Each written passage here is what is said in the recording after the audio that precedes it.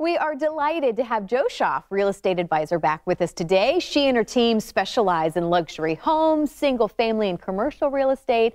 She also brought with her this morning attorney Gary Schaaf to discuss HOA and condo associations. We have the dream team together, husband and wife duo. Good morning. Absolutely. Morning. So we are, last time you were here, we were talking about luxury homes and luxury properties, and I think condos, especially here in the Bay Area, they fit right along with that, Absolutely. right? Is there a high demand for these? Absolute high demand, because we're looking for one and we can't find one.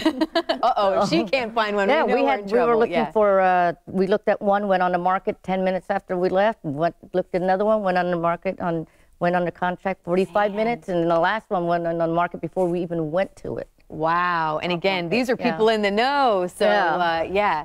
That's proof that these are in high demand. Yeah, the luxury ones, yes. Well, and let's talk about what do you think people should know, and kind of talk about what you specialize, especially when it comes to condo and HOA. Well, I'm a litigator, so I tend to get cases when things go wrong. Let's put it that way, right?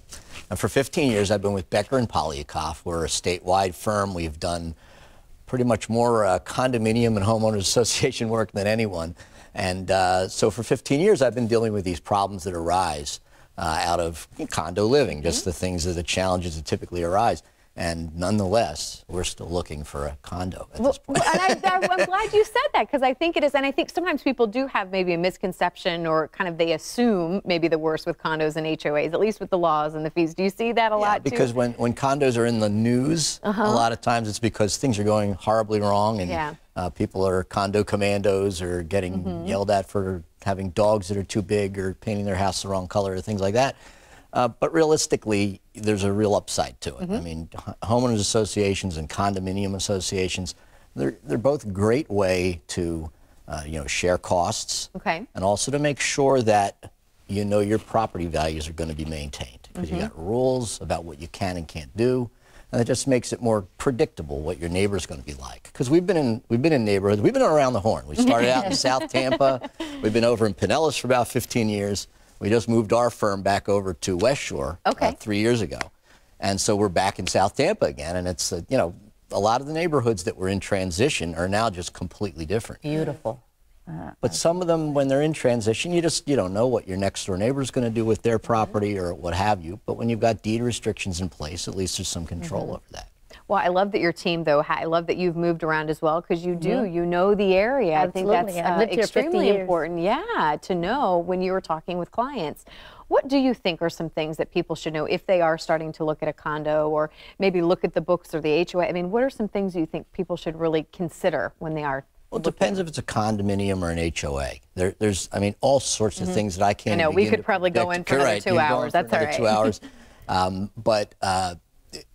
Basically, what you got to think about is what kind of a neighborhood you want to live in, or what kind of a building you want to live in. Because, with a condominium, in a building at least, you got a lot of people being squeezed into one place, and they're very close, and they're right next door, and there's through the wall and all that. You got to think about that. Is it the right place for you? Is it the right thing for you and your family and your pets and whatever else you might have?